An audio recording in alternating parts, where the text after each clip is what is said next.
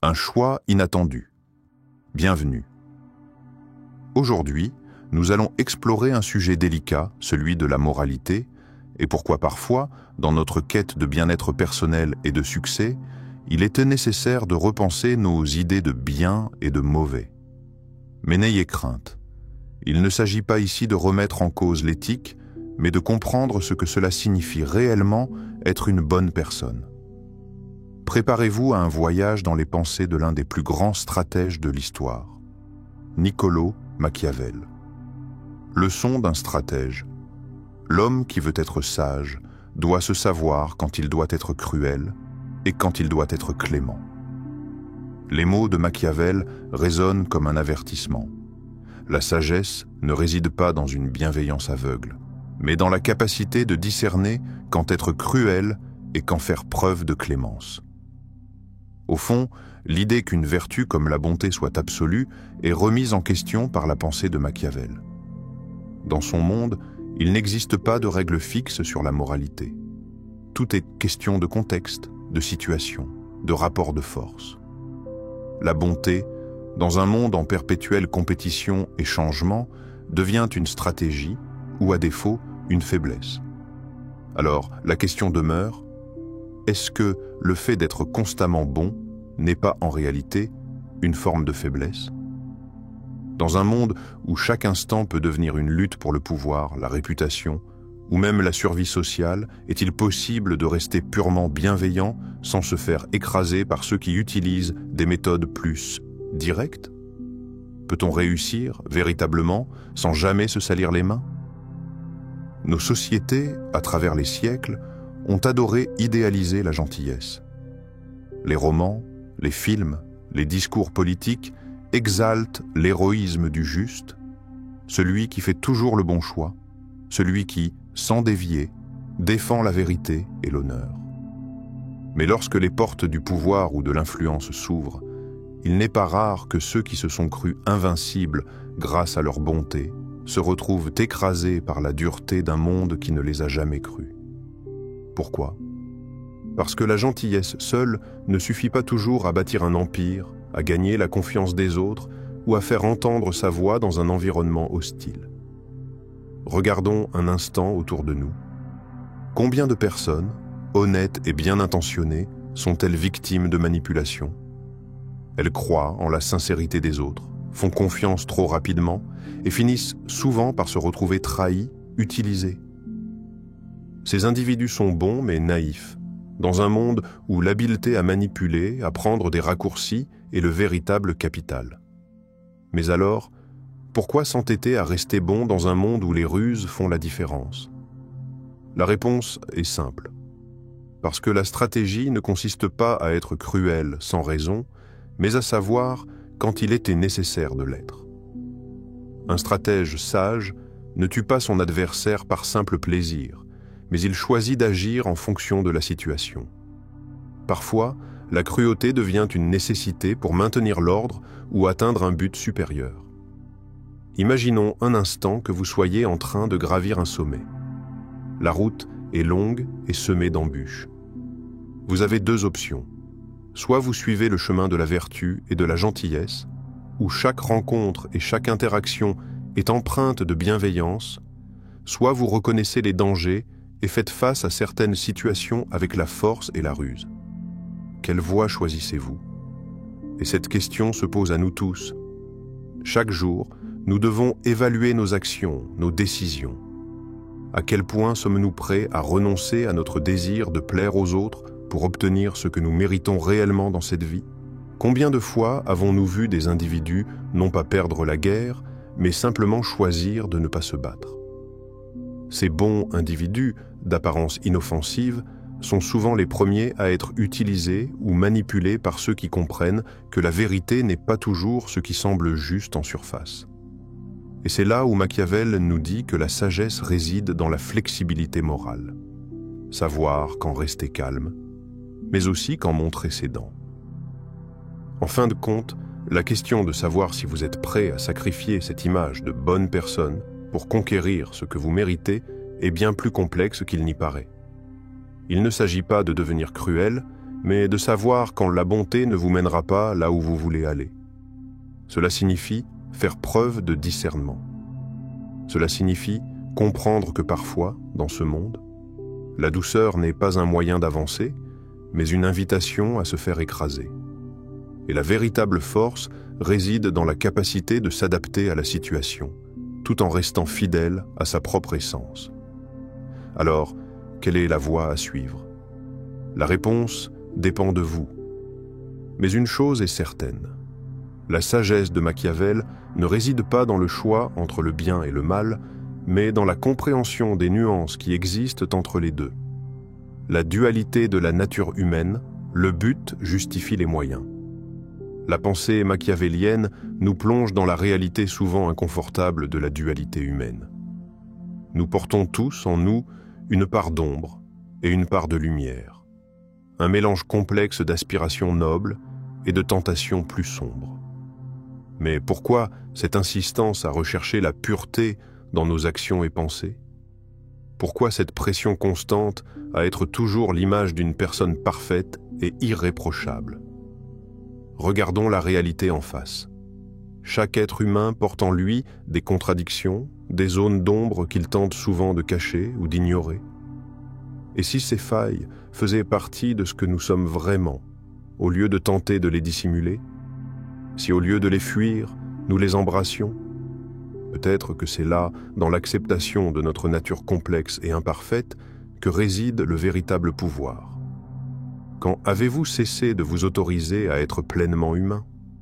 Depuis combien de temps vous êtes-vous imposé une façade pour répondre aux attentes des autres? Combien de fois avez-vous choisi de cacher vos défauts, vos vulnérabilités, vos failles, pour ne pas décevoir, pour être apprécié? C'est là que Machiavel nous pousse à réfléchir. À force de chercher à paraître bon aux yeux des autres, nous finissons par oublier d'être pleinement authentiques avec nous-mêmes. Nous étouffons notre véritable essence dans l'espoir de correspondre à un idéal imposé par la société. Et c'est cet étouffement qui génère une forme de fragilité intérieure. Cette fragilité qui nous rend vulnérables aux attentes des autres et nous empêche de nous affirmer véritablement. Le véritable pouvoir ne réside pas dans la perfection ou l'absence de contradiction, mais dans la capacité à accepter ses propres zones d'ombre tout en cultivant sa lumière. C'est là que réside la force d'un individu, dans l'intégration de sa part d'ombre avec sa part de lumière. Paradoxalement, accepter cette dualité fait de nous des êtres plus entiers et plus puissants. Au lieu de courir après un idéal inatteignable, pourquoi ne pas simplement accepter ce que nous sommes, dans toute notre complexité? Machiavel n'incite pas à la tyrannie, mais à la réflexion. Ce n'est pas la cruauté que Machiavel valorise, mais la sagesse de l'adaptation. La vie, dans toute sa complexité, nous impose constamment des choix difficiles. Et il est illusoire de croire qu'on peut toujours faire le bon choix moral. Parfois, il était nécessaire de se confronter à des situations où l'équilibre entre l'ombre et la lumière devient flou. Le véritable enjeu est de savoir comment naviguer à travers ce flou sans perdre son identité. La question n'est pas tant de faire le bien, mais de savoir s'adapter, se remettre en question et prendre des décisions qui servent notre évolution personnelle. La réflexion machiavélienne va plus loin. Refuser d'accepter la dualité de notre nature humaine revient à s'exposer à une vulnérabilité profonde. Lorsque vous vous forcez à incarner une version pure et irréprochable de vous-même, vous vous condamnez à une vie d'apparence, une vie où vous êtes toujours à la merci des jugements des autres. Vous devenez prisonnier de la façade que vous avez construite et, par conséquent, vous perdez votre essence réelle, ce qui vous empêche de vous affirmer pleinement. La question que vous devez vous poser maintenant est la suivante. Jusqu'où êtes-vous prêt à aller pour vous affirmer sans perdre votre essence? Jusqu'où êtes-vous prêt à accepter vos contradictions et à les utiliser comme une source de pouvoir personnel plutôt que de les fuir comme des faiblesses? Dans un monde où l'image est souvent plus importante que la réalité et où la perfection est attendue, il peut être facile de se perdre dans la quête de ce qui est correct et acceptable. mais c'est dans l'acceptation de cette dualité que se trouve la liberté véritable. Vous n'êtes pas obligé de suivre le chemin tout tracé par la société. Ce que vous choisissez d'être, à chaque instant, doit être une expression authentique de vous-même, et non une tentative désespérée d'être conforme à ce qui est attendu. Là où l'échec survient, c'est lorsque vous refusez de voir votre complexité. Mais lorsque vous l'acceptez, lorsque vous comprenez que votre ombre est aussi essentielle à votre évolution que votre lumière, vous devenez plus résistant, plus stratégique, plus puissant. Vous n'êtes plus à la merci des pressions extérieures. Vous êtes en paix avec qui vous êtes, et cela devient votre plus grande force. La connaissance de soi et de l'autre, connaître les autres, c'est être sage. Se connaître soi-même, c'est être véritablement puissant. Dans l'univers de Machiavel, la sagesse ne réside pas uniquement dans l'analyse des comportements et des intentions des autres, mais aussi dans la capacité à se comprendre soi-même. Pour lui, la maîtrise de soi est le point de départ de toute stratégie réussie. Ce que Machiavel nous rappelle, c'est que connaître les motivations des autres est essentiel, mais se connaître soi-même est ce qui confère un pouvoir véritable, un pouvoir intérieur qui va au-delà des apparences et des jugements extérieurs. Il ne s'agit pas seulement de comprendre les autres à travers le prisme de leurs actions et de leurs paroles, mais d'aller au-delà de la surface, d'examiner les forces internes qui façonnent nos comportements et nos décisions. Ce que Machiavel nous incite à faire, c'est de ne pas se contenter des normes sociales et des attentes extérieures, mais de sonder nos propres mécanismes internes. Nos croyances, nos peurs, nos désirs et nos incertitudes influencent chaque décision que nous prenons, et parfois, ces influences inconscientes gouvernent nos actions plus que nous ne l'imaginons. Lorsque vous vous retrouvez face à un dilemme moral, ce n'est pas simplement un test de vos valeurs, mais un test de votre perception de la situation. Chaque dilemme moral auquel nous faisons face dans la vie n'est pas qu'un simple test de nos principes, mais aussi un test de notre capacité à analyser et à percevoir la situation de manière objective. Combien de fois avons-nous réagi à des événements en fonction de nos émotions, en laissant la peur, la colère, ou même l'envie diriger notre comportement sans prendre le temps de réfléchir réellement à la situation? Il est facile de tomber dans le piège des réactions impulsives, de suivre nos émotions sans prendre un recul nécessaire. Mais quel est le véritable coût de ces réactions impulsives? Si l'on se laisse guider uniquement par nos émotions, que devenons-nous sinon des marionnettes dans les mains de nos propres sentiments? En acceptant de prendre du recul et d'analyser nos réactions émotionnelles, nous devenons plus conscients de nous-mêmes et plus capables de prendre des décisions qui ne sont pas dictées par nos impulsions, mais par une compréhension profonde de ce qui est réellement en jeu. Êtes-vous capable de faire le tri entre ce que vous ressentez et ce qui est vraiment nécessaire pour évoluer? La question qui se pose alors est cruciale. Dans quelle mesure êtes-vous capable de distinguer vos émotions immédiates des décisions qui vous permettront de croître et de vous accomplir pleinement? Vous êtes-vous déjà retrouvé à agir selon un besoin instantané pour finalement regretter la décision prise une fois que la tempête émotionnelle s'est calmée? La véritable sagesse réside dans la capacité à écouter ses émotions tout en prenant un pas de recul, à comprendre ce qu'elles révèlent de nous et à ne pas les laisser contrôler notre destin.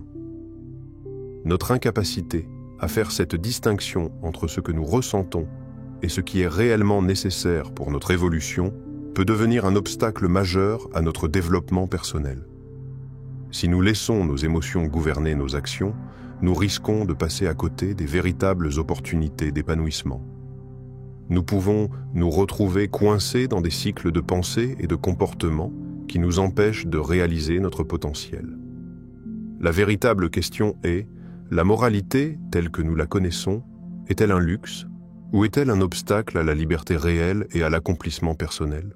Peut-être la moralité traditionnelle, celle qui nous est inculquée dès notre plus jeune âge, n'est-elle qu'une construction sociale, un ensemble de règles et de limites qui nous maintiennent dans un cadre étroit, loin de la liberté authentique et de la pleine expression de soi?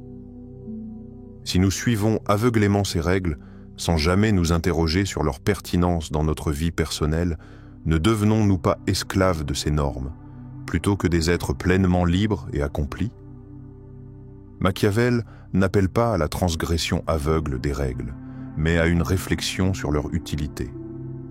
Ce n'est pas la moralité en elle-même qui est mise en question, mais plutôt l'idée que la moralité doit toujours se conformer à une norme préétablie sans tenir compte des circonstances ou de la réalité de notre monde intérieur. Au contraire, c'est la connaissance de soi qui devient la véritable clé de l'évolution. Comprendre vos désirs, vos peurs et vos contradictions vous permettra de naviguer dans ce monde avec une clarté et une liberté qui vont bien au-delà des dogmes sociaux. Ainsi, le chemin vers l'accomplissement personnel ne passe pas par la soumission aveugle à des principes externes, mais par l'examen critique de soi-même et des forces qui régissent notre comportement. Ce processus demande du courage, car il implique de remettre en question ce que l'on croyait être vrai, de se libérer des chaînes invisibles imposées par la société et de se donner la possibilité de se réinventer à chaque étape. La liberté d'être, celui qui ne veut pas être flétri par la société, doit apprendre à flétrir la société. La liberté véritable n'est pas une conquête extérieure, ni un simple rejet des contraintes, mais une redéfinition de soi face aux attentes qui nous sont imposées. Pour Machiavel, cette redéfinition est nécessaire pour ceux qui désirent sortir du cadre restreint de la conformité sociale. Il nous invite à comprendre que la véritable émancipation ne réside pas dans l'acceptation passive des normes sociales, mais dans la capacité de s'affirmer et de s'élever au-dessus des jugements extérieurs. La société, par ses attentes et ses normes, cherche constamment à modeler nos vies, à les structurer selon un idéal collectif. Pourtant, ce modèle de bon comportement, ces standards auxquels on nous pousse à adhérer, sont-ils vraiment la clé du bonheur et de la réussite? Machiavel nous pousse à réfléchir. Pourquoi se conformer aveuglément aux attentes de la société lorsque la liberté réside dans le courage de se redéfinir, de se réinventer? Ce n'est pas en suivant les règles de l'autre, mais en redéfinissant soi-même les règles de sa vie que l'on trouve la véritable liberté. La pression sociale nous pousse à être conformes, mais la liberté authentique n'est-elle pas dans la remise en question de ses attentes? À force de vouloir s'adapter aux attentes des autres, de se conformer à des critères extérieurs, on finit souvent par oublier qui l'on est réellement. Nous sommes nombreux à sacrifier notre authenticité pour correspondre à une image idéalisée ou acceptée par la société. Le danger réside dans cette soumission qui devient insidieuse, invisible et presque naturelle. La liberté, selon Machiavel, se trouve dans l'audace de défier cette pression. Ce n'est pas une rébellion aveugle, mais une prise de conscience de la nécessité de vivre en accord avec soi-même plutôt qu'avec ce que l'on attend de nous. En choisissant de vivre pour soi, vous cessez d'être l'acteur d'un rôle dicté par les autres et vous devenez enfin l'auteur de votre propre vie. La question essentielle est donc, comment seriez-vous différent si vous cessiez de vivre pour plaire aux autres et commenciez à vivre pour vous-même? Cette simple question soulève un bouleversement profond. Si vous arrêtiez de chercher à correspondre à l'image que les autres veulent de vous, qu'adviendrait-il de votre vie? Quelle partie de vous-même seriez-vous enfin libre de dévoiler? Quelle passion et désir enfoui seriez-vous prêt à poursuivre sans honte? Ce défi n'est pas facile. Nous avons été éduqués dans un environnement où les attentes sociales sont omniprésentes, où le regard des autres pèse lourd sur nos choix. Mais si nous acceptons cette pression, nous renonçons à la liberté qui découle de l'authenticité. La véritable transformation réside dans le moment où nous avons le courage de remettre en question ces attentes, de dire non à ce que la société veut de nous et oui à ce que nous voulons être.